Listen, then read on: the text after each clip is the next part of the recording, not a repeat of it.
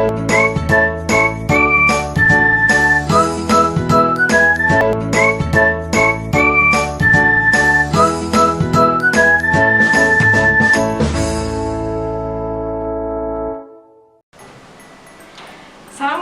warahmatullahi wabarakatuh.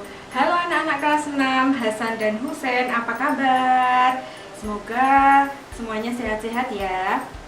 Oke, hari ini Ustazah akan menjelaskan tentang materi IPA tentang pertumbuhan dan perkembangan pada manusia. Nah, apa sih itu pertumbuhan? Kita dari lahir sampai besar ini kita mengalami pertumbuhan dan perkembangan apa tidak? Nah, saya di sini akan menjelaskan apa sih bedanya pertumbuhan dan perkembangan. Yang pertama, pertumbuhan adalah proses bertambahnya ukuran volume tubuh sehingga tubuh kita menjadi lebih tinggi dan menjadi lebih berat. Nah, jadi anak-anak, kalau yang merasa dulunya kurus sekarang jadi gendut, nggak apa-apa, itu namanya kita tumbuh. Kalau nggak gendut itu berarti nggak tumbuh, pertumbuhannya hanya sedikit. Kalau gendut berarti pertumbuhannya makannya banyak, gitu ya. Jadi pertumbuhan itu proses bertambahnya ukuran volume tubuh sehingga tubuh kita jadi bertambah tinggi dan bertambah besar. Kemudian kalau perkembangan yaitu proses perubahan fungsi tubuh menjadi lebih sempurna atau matang. Contohnya apa? Contohnya dulu kita waktu masih bayi kita tidak bisa apa-apa. Kemudian kita bisa papa, mama. Nah, itu berarti berkembang. Berbicara, berpikir, mana warna merah yang mana dek? Oh, ini warna merah. Warna kuning yang mana? Ini warna kuning. Nah, itu namanya perkembangan. Jadi perkembangan tadi proses perubahan fungsi tubuh menjadi sempurna dan matang. Gitu ya. Oke. Kemudian ada 3 kebutuhan dasar. Yang pertama, nanti ada kesehatan dan gizi seimbang. Kesehatan dan gizi seimbang itu berarti kita dari kecil itu juga harus seimbang. Misalnya, makan tidak daging terus, tapi harus diimbangi dengan sayur. Harus pakai nasi juga, kalau nggak pakai nasi gimana? Yang penting, kalau misalnya mau ganti nasi boleh nggak? Boleh, tapi karbohidratnya contohnya kentang, kemudian ada singkong banyak, tapi harus seimbang gitu ya. Jadi tidak aku maunya makan ayam terus mah, gimana nanti kulitnya keriput bersisik gitu. Nah, kemudian kebutuhan yang kedua yaitu kasih sayang. Kasih sayang itu apa sih? Kasih sayang itu berarti perhatian dari orang tua. Kemudian rasa nyaman kita, misalnya ketika kita bersama orang tua. Nah, itu wajib ada, itu yang dibutuhkan ketika kita saat tumbuh dan berkembang. Kemudian kebutuhan yang terakhir yaitu stimulus.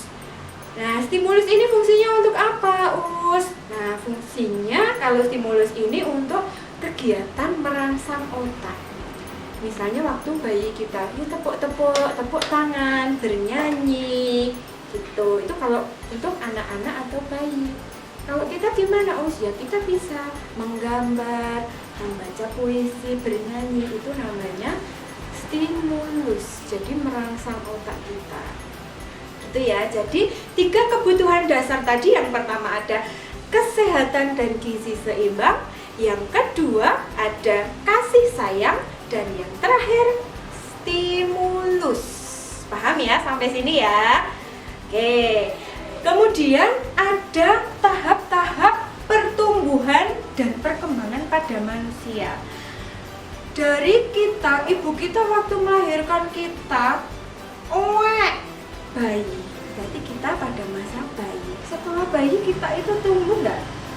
Nah, setelah bayi kita itu tumbuh ke balita, bawah 5 tahun. Setelah balita apa? Anak-anak. anak-anak itu ya yang bermain, anak-anak kecil itu bayi di atas 5 tahun, anak-anak sudah bermain-main ke sana kemari, naik sepeda itu anak-anak. Setelah anak-anak ke masa remaja. Masa remaja itu masanya anak-anak kelas 5 dan kelas 6. Nah, kalian itu berarti sekarang ada di masa remaja. Setelah remaja, tumbuh lagi kemana? Dewasa. Dewasa itu kayak ustazah. Ini berarti ustazah ke masa dewasa. Kemudian yang terakhir ada masa lansia, lanjut usia atau orang tua. Gitu ya. Paham ya? Jadi tadi tahap pertumbuhan dan perkembangannya itu dari bayi, balita, anak-anak, remaja, dewasa, dan lansia. Paham ya sampai sini ya? Oke. Nah, pada masa bayi dan anak-anak kita itu butuh sesuatu yang wajib dan penting, tidak boleh lupa. Apa sih itu? Yaitu yang wajib tidak boleh lupa itu adalah imunisasi. Imunisasi itu fungsinya untuk apa sih Kok kita kelas 1, kelas 2, kelas 3, kelas 4 disuntik terus? Nah, itu ada fungsinya. Fungsinya itu sangat penting. Imunisasi itu berfungsi untuk meningkatkan kekebalan tubuh. Kemudian tubuh kita itu sehingga mampu melawan virus-virus atau bakteri atau penyakit yang akan masuk ke dalam tubuh kita. Gitu. Jadi kalau misalnya kita diminta untuk imunisasi, kita nggak perlu takut. Oh iya, siap di depan sendiri, disuntik nggak apa-apa. Karena kita itu butuh imunnya itu disuntikkan ke dalam tubuh kita. Gitu. Contohnya imunisasi itu apa? Ada campak, ada DPT, kemudian ada polio, ada tetanus, banyak. Nah, itu ada tahap-tahapnya ya. Jadi misalnya bayi umur berapa bulan diimunisasi ini, nanti setelah berapa bulan ini, gitu. Jadi tidak sama, gitu ya. Jadi fungsinya imunisasi itu untuk meningkatkan kekebalan tubuh kita. Nah, kemudian ini yang paling penting di masa remaja, di masa saat ini anak-anak kelas 6 ini itu ada masa yang namanya mengalami pubertas. Nah, apa sih masa pubertas itu? Pubertas adalah masa di mana anak mengalami yang pertama perubahan fisik, yang kedua perubahan pola pikir, kemudian yang ketiga mengalami perubahan pematangan fungsi organ reproduksi. Nah, masa pubertas ini juga dipengaruhi oleh satu hal, yaitu hormon. Hormon adalah zat yang dihasilkan tubuh untuk mengendalikan proses di dalam tubuh. Jadi tubuh kita itu, baik perempuan atau laki-laki itu menghasilkan hormon. Gitu ya. Tetapi hormon yang dihasilkan oleh laki-laki sama perempuan itu berbeda. Gitu. Jadi misalnya pada setiap sebulan sekali anak-anak yang cewek itu kadang marah. Nah, itu karena ada hormonnya itu lagi tinggi, jadi mungkin berpengaruh kepada emosinya, gitu ya. Jadi makanya kalau misal ada teman yang agak sedikit emosi, misalnya waktu ada 3 bulannya gitu, ya nggak apa-apa, kita harusnya memaklumi itu karena hormonnya mungkin sedang tinggi, gitu ya. Oke, Ustazah ulangi sekali lagi. Jadi apa sih hormon itu? Hormon adalah zat yang dihasilkan oleh tubuh untuk mengendalikan proses dalam tubuh. Begitu. Nah, ini yang paling penting. Jadi pubertas itu ada ciri-cirinya. Ciri-ciri dari pubertas pada remaja laki-laki dan remaja perempuan itu berbeda, nggak sama. Ustazah mulai dari yang laki-laki ya. Jadi ciri-ciri pubertas anak laki-laki, yang pertama ada masa ototnya bertambah, kemudian jakunnya ini mulai tumbuh, mulai terlihat, kemudian suaranya menjadi berat, menjadi besar suaranya. Kemudian tumbuh kumis, dadanya membidang, keringatnya itu banyak. Kemudian yang terakhir ada mimpi basah gitu. Itu ya. Jadi kalau misalnya, duh ini kok di leherku ini tumbuh apa ya Maya? Nggak apa-apa, itu namanya jagung. Itu berarti tandanya kita sudah mengalami masa pubertas gitu ya. Jadi nggak perlu takut. Yang penting kalau misalnya ada apa-apa langsung disampaikan atau sharing ke mama atau ayah gitu, nggak apa-apa. Nah, kemudian ada ciri-ciri pubertas pada perempuan. Yang pertama, tumbuhnya jerawat. Oh, aku jerawat ini. Nggak apa-apa, itu berarti tadinya kita sudah mengalami atau memasuki masa pubertas. Nggak apa-apa. Kemudian suaranya tinggi atau melengking. Biasanya kalau anak-anak cewek itu kalau teriak-teriak itu suaranya melengking. Tuh, berarti udah masuk masa pubertas. Nah, selanjutnya keringatnya juga semakin banyak, produksi keringatnya itu banyak. Selanjutnya ada menstruasi. Nah, menstruasi itu datanya setiap sebulan sekali. Kadang yang menstruasi itu dikiranya marah-marah, enggak, padahal itu karena tadi pengaruh hormonnya tadi. Selanjutnya ada pinggul membesar dan payudaranya membesar. Jadi nggak usah malu ya anak-anak ya. Kalau misalnya kita mengalami masa pubertas malu, itu gimana? Masa kita nggak mau sih pubertas?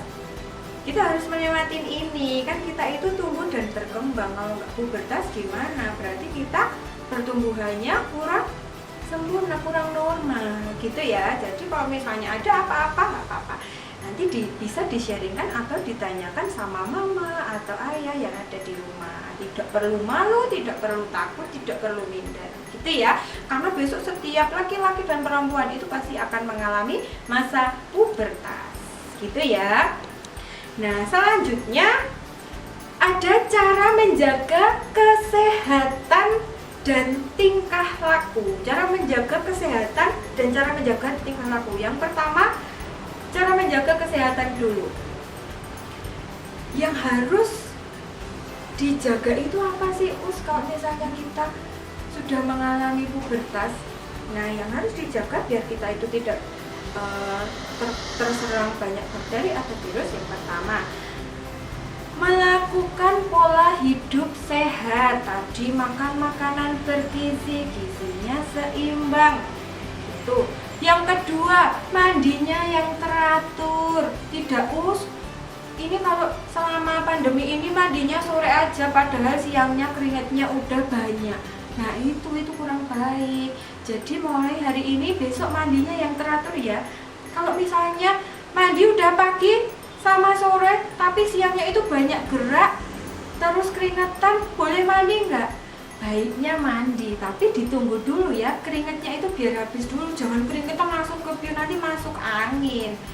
Ditunggu dulu keringetnya biar agak meresap, baru kita mandi kalau misalnya tubuh kita nggak merasa panas, tidak merasa panas. Jadi biar tidak masuk angin itu ya.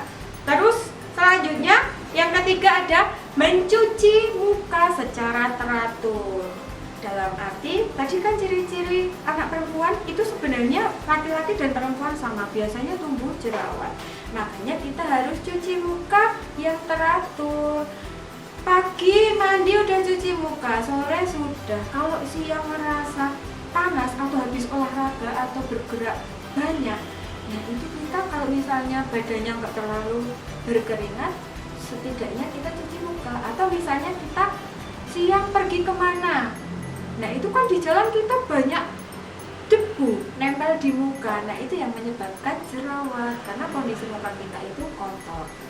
Nah makanya wajib dibersihkan gitu. Kemudian yang keempat, memakai pakaian yang bersih. Kalau tadi pagi itu keringetan, mandi siangnya sudah keringetan, mandi sore bajunya mau dipakai lagi. Jangan, ganti yang baru, yang bersih. Bukan yang baru harus beli ya, tapi yang bersih, yang sudah dicuci. Nanti kalau misalnya kita udah mandi seger bersih, tapi bajunya pakai yang basah kena keringat tadi, sama aja. Nanti bisa tumbuh jamur. Jamurnya itu contohnya apa? Panu. Terus bisa gatal-gatal, atau Buddhis. Nah itu makanya kita harus menghindari itu, gitu ya. Jadi itu tadi cara menjaga kesehatan kita, gampang banget, nggak susah gitu.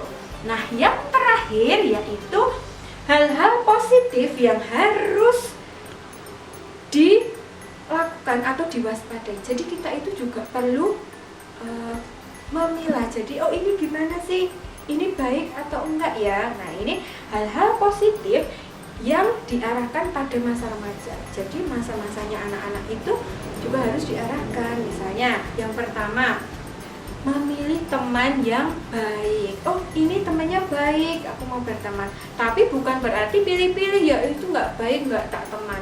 Nah itu keliru. Ya semua itu teman, tapi kita misalnya mau bercerita apa, nah itu kita bisa memilih teman yang baik, yang bisa menjaga misalnya rahasia apa sih, atau misalnya tadi ngobrol tentang kok ini aku udah mengalami ini. Nah gitu, kita sendiri yang bisa menilai teman kita itu baik atau kurang baik gitu ya. Tapi bukan berarti pilih-pilih teman loh ya.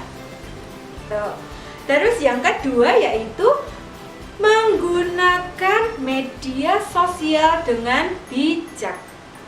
Nah ini nih banyak banget kadang anak-anak media sosialku, Instagramku itu ada 3, namanya beda-beda, ada puput 12, puput 23, puput 34. Aduh banyak banget, itu untuk apa?